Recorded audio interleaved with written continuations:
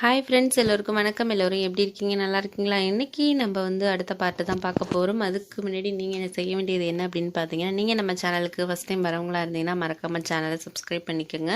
கீழே இருக்க பெல் பட்டனையும் கிளிக் பண்ணிக்கோங்க. வீடியோவை ஸ்கிப் பண்ணாமல் ஃபுல்லாக பாருங்கள் ஃப்ரெண்ட்ஸ். அப்போ தான் கதையில் நான் என்ன சொல்லியிருக்கேங்கிறது உங்களுக்கு கிளியராக புரியும். அடுத்த பாட்டு பார்க்குறப்பையும் சரி உங்களுக்கு கிளியராக புரியும். வாங்க கதைக்குள்ளே போகலாம் ஃப்ரெண்ட்ஸ். என்னென்னா, எனக்கு ஒரு விஷயம் அவங்கக்கிட்ட ரொம்ப பிடிச்ச விஷயம் என்னென்னா, இறக்கப்பட்டாலும் எந்த ஒரு விஷயத்தையும் ஏற்றுக்காமல் சில பேராக இருந்தால் அந்த மாதிரி ஒரு கணவர் இல்லை அப்படிங்கிற ஒரு சூழ்நிலையில் எதாக இருந்தாலும் சரி ஒரு ஆண் நம்மளை ஏற்றுக்கிறாங்கிறப்போ டக்குன்னு அக்செப்ட் பண்ணுவாங்க. ஆனால் அவங்க இறக்கப்பட்டு அவங்க என் வாழ்க்கையை பற்றி நினச்சி பார்க்குறது எனக்கு ரொம்பவே பிடிச்சிருந்துச்சு. எனக்கு ரொம்ப சந்தோஷமாக இருந்துச்சு. அவங்கவுங்க சித்தி வீட்டில் போய் சேர்ந்தது எனக்கு ரொம்ப சந்தோஷமாக இருந்துச்சு. எங்கள் அப்பா அம்மா கிட்ட நான் இதை பற்றி பேசுகிறதுக்காக நிறைய நேரங்களில் ட்ரை பண்ணேன். ஆனால் அம்மா என்ன நினச்சாங்கன்னா, எனக்கு பொண்ணு பார்க்குற வேலைகள்லாம் எங்கள் வீட்லேயும் நடந்துக்கிட்டு இருந்துச்சு. எனக்கு என்ன ஒரு பயம்னா, அவங்கள எனக்கு கல்யாணம் பண்ணிக்கணும் அப்படிங்கிற ஒரு ஆசை தான் இருந்துச்சே தவிர, இந்த பொண்ணு பார்த்தாலும் எனக்கு பிடிக்காத மாதிரி தான் இருந்துச்சு. இப்படியே ஒரு 6 மாதம் போயிட்டு இருந்த நேரத்தில் அம்மா ஒரு திடீர்னு ஒரு பொண்ணை அவங்களோட ரிலேட்டிவ்ல இது வந்திருக்கு, இது உனக்கு செட் ஆகும்டா, அப்பாவுக்கும் பிடிச்சிருக்கு, எனக்கு பிடிச்சிருக்கு, அக்காட்டையும் சொல்லியாச்சு அப்படிங்கிற மாதிரி சொன்னாங்க. எனக்கு ரொம்ப கவலையாக இருந்துச்சு. இது ஓகே பண்ணுவாங்களோ அப்படிங்கிற மாதிரி நிறைய விஷயங்கள் போயிட்டு இருந்துச்சு. என்னால் வீட்லேயும் சொல்ல முடியலை, என்ன பண்ணுறதுன்னு எனக்கு புரியல. ஏன்னா இவங்க என்னை கல்யாணம் பண்ணிக்கலாம் அப்படிங்கிற ஒரு முடிவில் இருந்தாங்கன்னா நான் வீட்டில் பேசலாம் அப்படிங்கிற ஒரு ஐடியாவில் இருந்தேன்.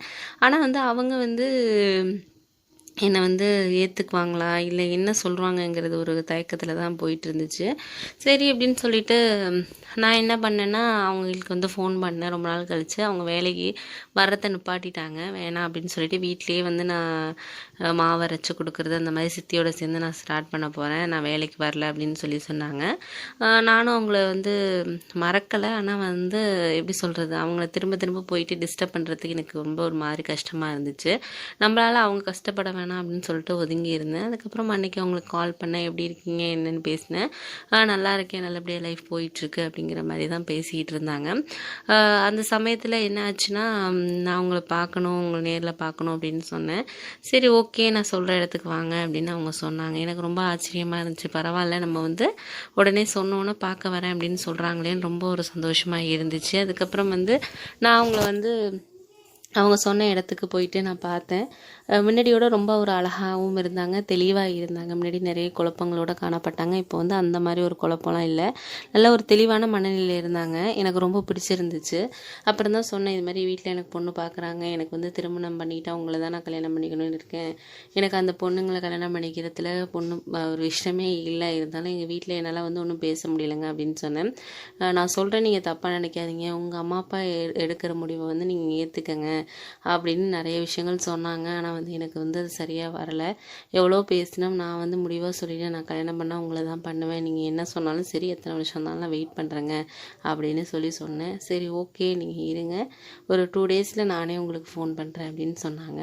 அதுக்கப்புறம் அவங்களே ஃபோன் பண்ணாங்க. 2 நாள் கழித்து ஃபோன் பண்ணி அவங்க ஃப்ரெண்டு வீட்டுக்கு வர சொன்னாங்க. இது என்னோடய ஃப்ரெண்டு வீடு தாங்க, அவள் ஊருக்கு போயிருக்கா, நான் ஒன் டே கேட்டிருக்கேன் அவளுக்கு அப்படின்னு சொன்னாங்க. நம்ம கொஞ்சம் மனசு விட்டு பேசணும், அப்போ தான் சில விஷயங்கள் நம்மளுக்கு அடுத்தது நம்ம முடிவு எடுக்கிற விஷயங்கள் கரெக்டாக இருக்கும் அப்படின்னு சொன்னாங்க. சரி ஓகே அப்படின்னு சொல்லிட்டு நாங்கள் இப்போ பேசின விஷயங்களையே தான் பேசிக்கிட்டு இருந்த மாதிரி இருக்குது. நான் அவங்கள திருமணம் பண்ணிக்கணும்னு சொன்னேன். அவங்க எனக்காக நீங்கள் இறக்கப்பட வேண்டாம், உங்கள் லைஃப்பை பாருங்கள் அப்படின்னே சொல்லிகிட்டு இருந்தாங்க. ஒரு சமயத்தில் எனக்கு அவங்க என் பக்கத்தில் ரொம்ப க்ளோஸாக இருக்கிறது எனக்கு ரொம்ப பிடிச்சிருந்துச்சு. அந்த சமயத்தை நம்ம பயன்படுத்திக்கணும் அப்படின்னு நான் நினச்சேன். அதனால் அவங்க என்னை ஏற்றுக்கணுங்கிறதுக்காக நான் அவங்கள என்னோட ஆசைகளை அவங்க மேலே ஒரு எப்படி சொல்கிறது சொன்னேன், செஞ்சேன் அப்படின்னு தான் சொல்லணும். அந்தளவுக்கு 2 பேரும் ரொம்ப சந்தோஷமாக இருந்தோம். அவங்களும் என்னை வேண்டாம் அப்படின்னு சொல்லி அந்த நேரத்தில் அக்செப்ட் பண்ணிட்டாங்க. அதுலேருந்து எனக்கு தெரிஞ்சு அவங்களுக்கு என்ன பிடிச்சிருக்கு, என் மேலே ஒரு விதமான காதலி இருக்குது அப்படிங்கிறது எனக்கு அந்த நிமிடத்திலே புரிஞ்சுருச்சு. அவங்க என்கிட்ட நடந்துக்கிட்ட விதங்களும் சரி, நான் அவங்ககிட்ட நடந்துக்கிட்டது ரொம்பவே சந்தோஷமாக இருந்தோம். அன்றைக்கி ஒரு நாள் ஃபுல்லாக எங்களோட நாட்கள் தான் சொல்லணும். அந்த ஒரு நாள் எங்களுக்காக ஸ்பெண்ட் பண்ண ஒரு டைமு ரொம்பவே சந்தோஷமாக இருந்துச்சு. நாங்கள் 2 பேரும் சந்தோஷமாக இருந்த நேரம். அவங்க அதுக்கப்புறம் என்ன சொன்னாங்கன்னா, நான் இப்போ உங்களோட சந்தோஷமாக இருந்துட்டேன், இருந்தாலும் நீங்கள் இதுக்காக என்னை ஏற்றுக்க அப்படின்லாம் நான் சொல்லணும்னு உங்கள்கிட்ட நான் எதிர்பார்க்கல. நீங்கள் உங்கள் வீட்டில் பேசுங்க, பேசி பேசிவிட்டு உங்கள் அம்மா அப்பாவுக்கு விருப்பமாக இருந்தால் வந்து எங்கள் சித்திகிட்ட பேசி நம்ம வந்து கல்யாணம் பண்ணிக்கலாம், என்னோடய பையனை நீங்கள் தான் பார்த்துக்கணும், நம்ம 2 பேரும் சேர்ந்து அடுத்த ஒரு குழந்தை பெற்றுக்கலாம், ஒன்றும் பிரச்சனை இல்லை. ஆனால் வந்து என் பையனையும் நான் விட மாட்டேன், ஏன்னா அவன் வந்து என்னை நம்பி தான் இருக்கான் அப்படிங்கிற மாதிரி சொன்னாங்க. எனக்கு வந்து நமக்காக அந்த குழந்தைய நம்ம வந்து விடக்கூடாது, அவனும் எனக்கு பையன்தான், உங்களுக்கு மட்டும் பையன் இல்லை அப்படின்னு சொன்னேன். அதுக்கப்புறம் நான் வீட்டுக்கு வந்ததுக்கப்புறம் எனக்கு வந்து ஒரே குழப்பமாக இருந்துச்சு. எப்படியா இருந்தாலும் இன்றைக்கி அம்மாக்கிட்டேயோ அப்பாக்கிட்டேயோ நம்ம வந்து பேசி ஆகணும் அப்படின்னு சொல்லிட்டு அப்பாவை வந்து தனியாக கூப்பிட்டு பேசினேன். அப்பா வந்து அதெல்லாம் முடியாதுடா, இதெல்லாம் சரிப்பட்டு வராது நம்ம குடும்பத்துக்கு, அம்மாவுக்கு தெரிஞ்சால் ரொம்ப கஷ்டப்படுவா அப்படிங்கிற மாதிரி சொன்னார். அப்புறம் அவர் வந்து எல்லா சூழ்நிலையில் நடந்தது எல்லாத்தையும் எடுத்து சொன்னேன். அவர் ஓரளவு புரிஞ்சுக்கிட்டாரு.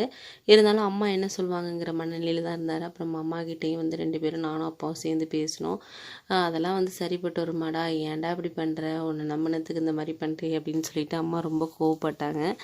அதுக்கப்புறம் ஒரு நிலைக்கு மேலே வந்து அவங்களுக்காக நிறைய வந்து நான் என் வாழ்க்கையில் வந்து நிறைய விஷயங்களை விஷயங்கள் எல்லாம் வந்து நான் சொன்னேன். உங்களுக்காக தானே இவ்வளோ நான் பண்ணேன், எனக்காக நீங்கள் இந்த ஒரு விஷயத்த பண்ணக்கூடாதா, நான் ரொம்ப சந்தோஷமாக இருப்பேன் அப்படிங்கிற மாதிரி அவங்கக்கிட்ட எல்லா விஷயத்தையும் எடுத்து சொன்னேன். அதுக்கப்புறம் அம்மாவும் ஒரு வழியாக சம்மதத்துக்கு வந்துட்டாங்க. அப்புறம் 2 பேரும் ஒத்துக்கிட்டதுக்கு அப்புறம் வந்து நான் அவங்களுக்கு ஃபோன் பண்ணி சொன்னேன். ரொம்ப சந்தோஷப்பட்டாங்க. நான் எதிர்பார்க்கவே இல்லை உங்கள் அம்மா அப்பா ஒத்துக்குவாங்க அப்படின்னு சொல்லிட்டு, என்னை அக்செப்ட் பண்ணுவாங்கன்னு நான் எதிர்பார்க்கவே இல்லைங்க அப்படின்னு சொல்லிட்டு அவங்களுக்கும் சந்தோஷம் இருந்துச்சு. அப்புறம் 2 வீட்லேயும் பேசி எங்களுக்கு திருமணம் பண்ணி வச்சாங்க. இப்போ எங்களுக்கு ஒரு பெண் குழந்தை இருக்குது. அவங்களோட அந்த பையனையும் வந்து என் பையனாக தான் நான் பார்த்துக்கிறேன். அவன் என்னை அப்பான்னு தான் கூப்பிடுவான். என் பெண் குழந்தையோட சந்தோஷமாக ஒரே வீட்டில் தான் இருக்கிறோம். எங்கள் வீட்டில் அம்மா அப்பா எல்லோரும் நாங்கள் எல்லாம் ஒன்றா தான் இருக்கோம்.